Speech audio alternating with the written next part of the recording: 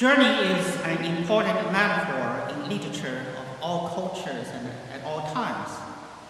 Journey metaphor helps us to critically reflect upon life and find answers to the crucial questions in this life and the afterlife.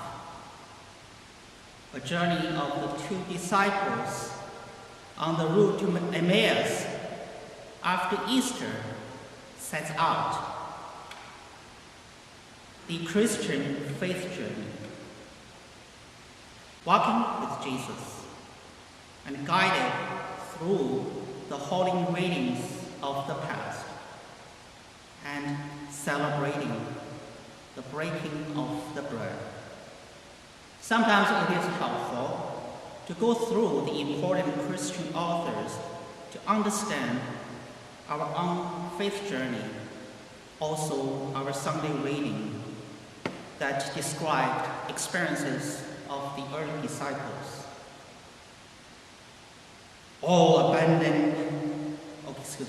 Abandon all hope, ye who enter here.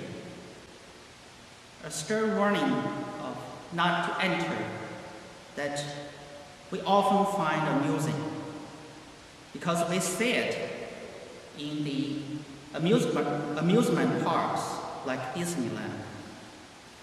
This phrase, borrowed from Dante's Divine Comedy, was written in 14th century. Dante, a devout Christian, takes seriously his own spiritual journey and begins his poem with this opening. When I have journeyed half our life's way, I find myself within a shadowed forest, for I had lost the path that does not stray. He writes Divine Comedy while his life was in a great disappointment.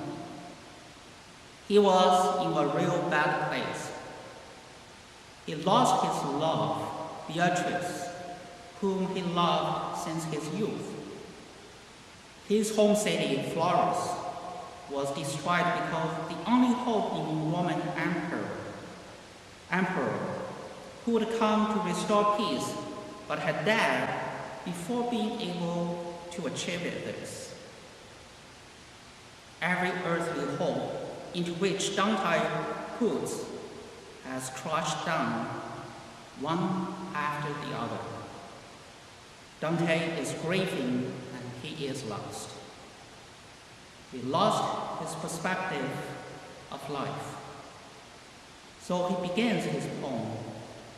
When I had journeyed half our life's way, I found myself within a shadowed forest, for I had lost the path that does not stray.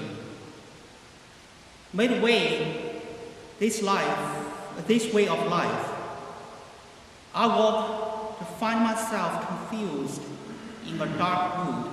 There the red path was wholly lost and gone. This moment, a guide, poet, Virgil is sent from above. Dante now begins his journey and guided by a great figure from the past. With a stern warning, abandon all hope, you enter here. Dante descends into hell and witnesses the consequences of sins of this life, consisting of 9 concentric circles: limbo, lust, gluttony, greed, wrath, heresy, violence, fraud, and treachery. Dante critically reflects this life to abandon all hopes that are centered on hellish desires. Here we can also pause and relate our gospel story, how Jesus himself appeared to walk in the midst of 2 very lost and despondent disciples. Jesus guides them through the great figures of the past, Moses and all the prophets, so that they may also critically review their own lives how they had been broken by their own hopes in this life. And for all of us, maybe the hopes that all in this public health crisis, and we think that will pass. Maybe our lives will return the norm like before. Let's return to Dante's spiritual journey. Dante was foretold by his guide, Virgil, that his journey will take down through the circles of hell to the center of the earth, in and out the other side. Then he will go up through the circles of Mount Purgatory and leap into the realm of heaven.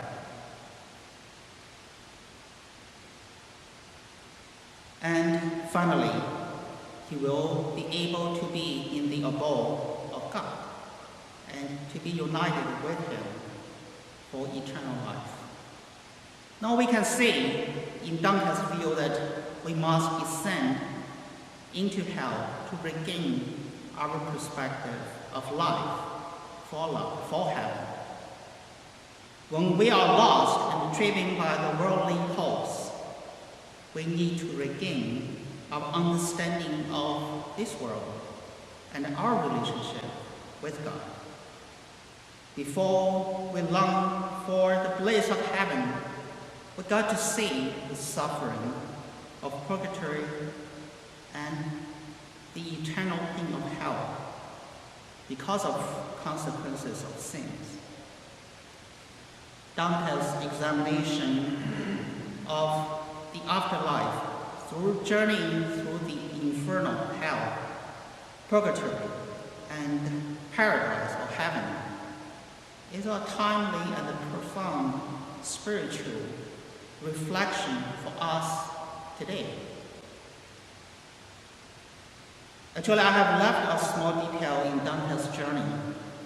It is Our Lady Mary and St. Lucy, patron saint of the blind, took pity on the lost Dante and sent a guide for him to strengthen his spirit and restore his sight to the perspective of eternal life.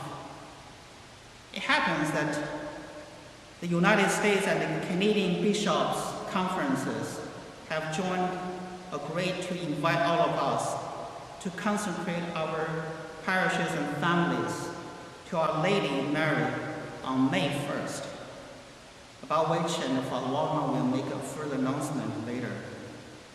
I also invite all of you, and today to ask our Mother in heaven, pray for us and send a spiritual guide to our nations, to each of us that are experiencing great pain and suffering over our future and the loss of our loved ones.